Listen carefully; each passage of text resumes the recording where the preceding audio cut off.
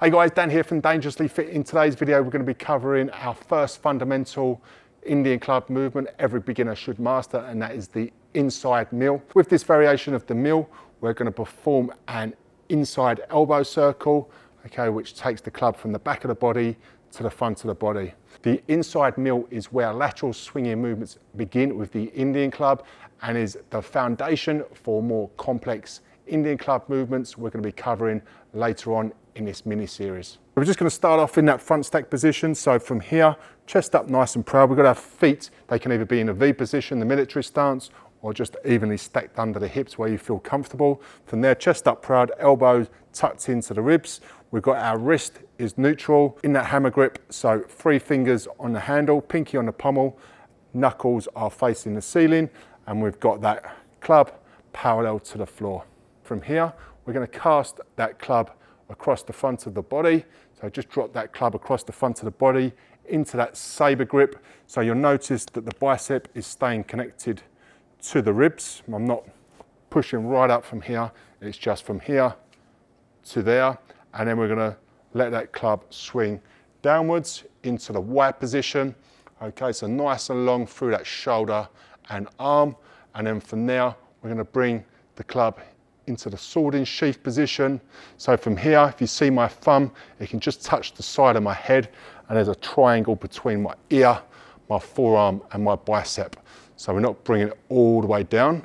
Okay, we're stopping from here. So you should be able to touch your thumb on the back of your head.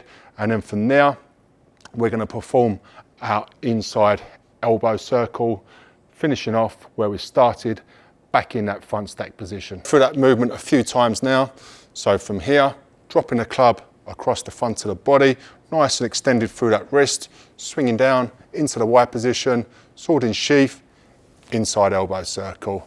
Cast the club, down, wide position, sword in sheath, inside elbow circle to front stack.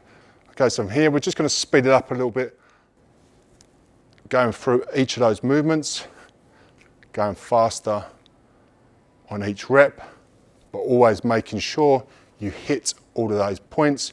Wide position, sword in sheath, inside elbow circle to front stack.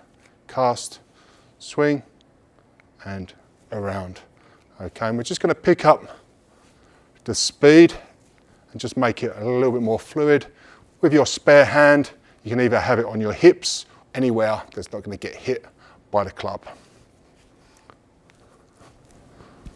Okay, and every now and again, just come to a pause and just making sure that you're in the correct positions.